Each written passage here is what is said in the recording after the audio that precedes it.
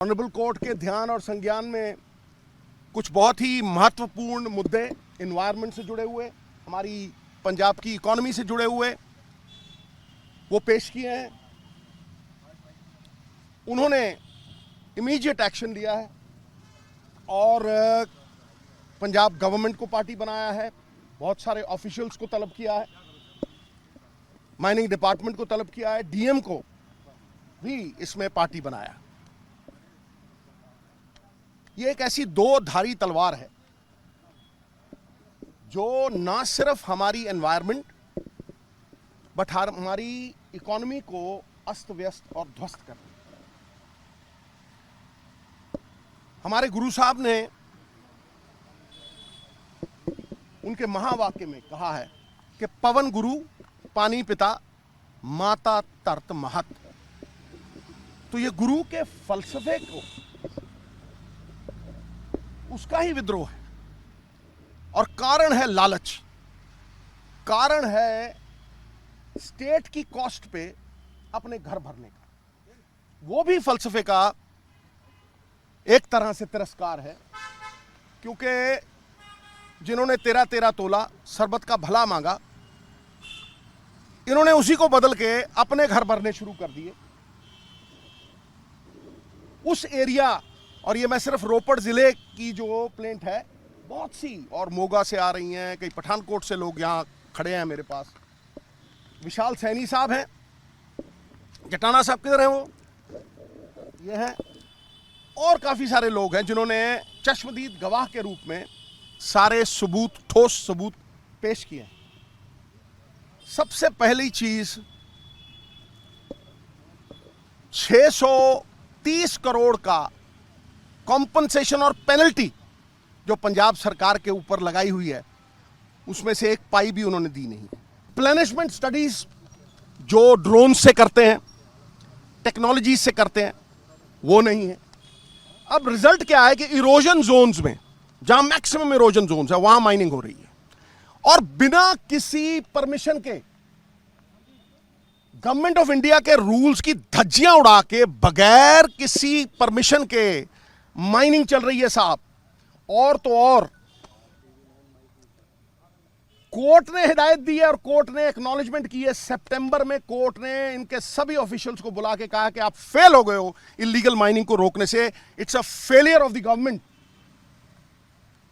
ये कोर्ट ने इन पे निशाना साधा है, बुला के जलील किया है कोर्ट रूम में। सबसे बड़ी बात, जहां माइनिंग हो रही है वहां पे मैनुअल माइनिंग का निर्देश है साहब, पॉलिसी में। मैनुअल माइनिंग का मतलब है कि जो भी माइनिंग होगी वो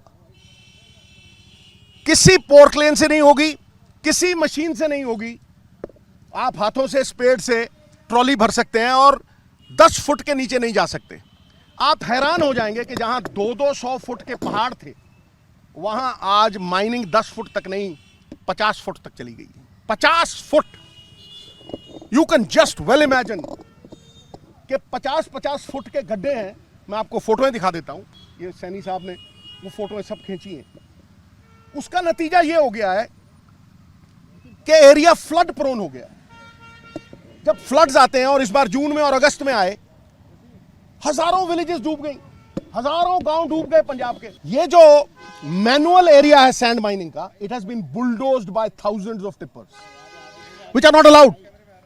मुझे बताइए, गवर्नमेंट की फैसिलिटेशन के बगैर ये कैसे हो सकता है? जो बाहर से रेत आती है, अलाउड नहीं है हिमाचल से, और उनसे 5,000 रुपया देके उनको फिर बिजनेस करने दिया जाता है। उसको गुंडा टैक्स कहा जाता है, समझे नहीं?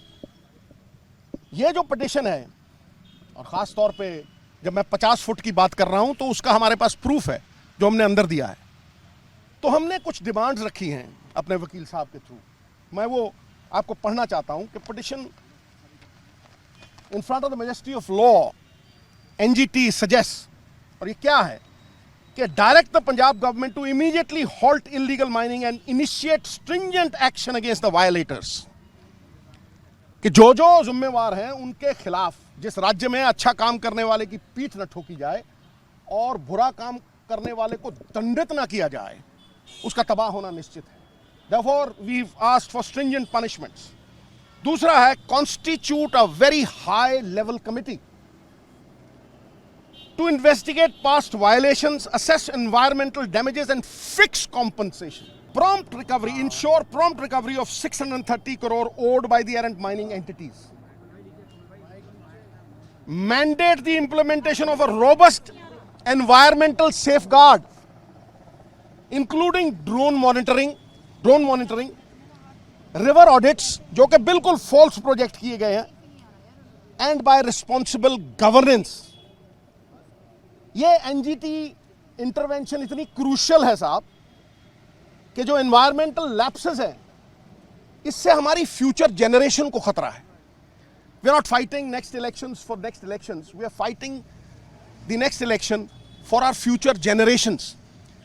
पंजाब मतलब 5 आब, 5 दरिया, रह गए 2.5 पौने 3, उसकी भी एम्बैंकमेंट नहीं छोड़ी, डीसिल्टिंग करते हैं और पैसे खाते हैं। डीसिल्टिंग की आड़ में, डीसिल्टिंग बंद है, डीसिल्टिंग की आड़ में भी ये माइनिंग और ये ग्रीड का सिलसिला, प्रकाष्ठा, लोभ लालच की, वो आज चल रही है।